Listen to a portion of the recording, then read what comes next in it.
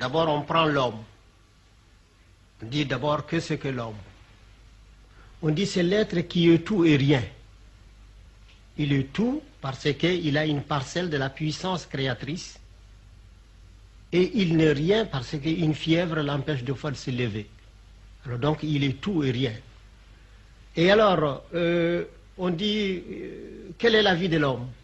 Alors la vie de l'homme est subdivisée en 9 degrés, mais chaque degré, et puis ces 9 degrés sont encore subdivisés en 3 étages, et chaque étage a 3 degrés. Et chaque degré correspond à 7 ans. Ainsi, de la naissance jusqu'à la 7e année, on est au premier degré du degré inférieur. C'est-à-dire l'enfant est à l'école de sa mère. Il n'obéit qu'à sa mère, il ne croit qu'à sa mère. Tout ce qu'on lui dit, il vient demander à sa mère, est-ce que papa m'a dit ça, est-ce que c'est vrai? Ou bien je vis ça, est-ce que c'est vrai? Donc il ne voit que par sa mère, durant 7 ans. Le deuxième septénaire, il passe à l'école de l'extérieur. Que ce soit une initiation, que ce soit chez un maître ou ses camarades, c'est toujours l'école. Parce que pour nous, tout est école. Aller s'amuser, c'est aller à l'école. Aller puiser de l'eau, c'est aller à l'école. Tout est école, tout est enseignement. Pour nous, rien n'est simplement récréatif. Et alors, donc, l'enfant au dehors apprend.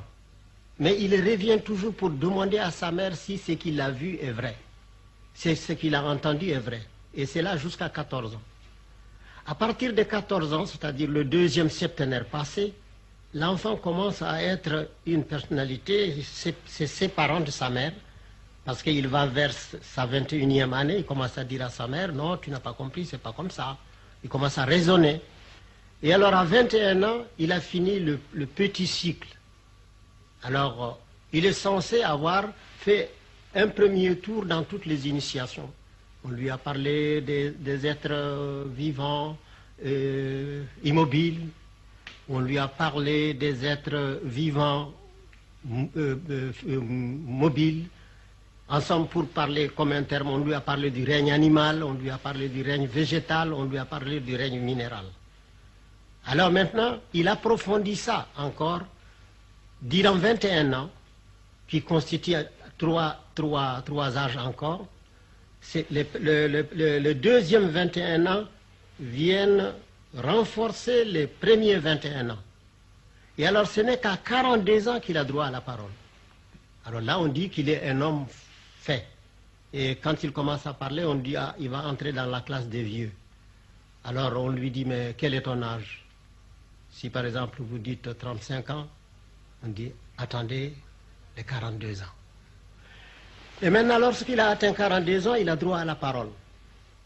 C'est-à-dire il a encore 21 ans à enseigner obligatoirement. On doit exiger de lui, il faut qu'il rende. C'est qu'en 21 ans, il a pris dans sa jeunesse, il a mûri dans son âge d'homme, il faut qu'il le rende dans son âge de vieillesse, c'est-à-dire jusqu'à 63 ans. Alors à partir de 63 ans, chez le peuple, on dit il est hors du parc. C'est comme une espèce de retraité. On ne peut plus exiger de lui, mais il peut donner lui parce qu'il peut bénéficier de la vie. Mais il est considéré comme terminé à 63 ans.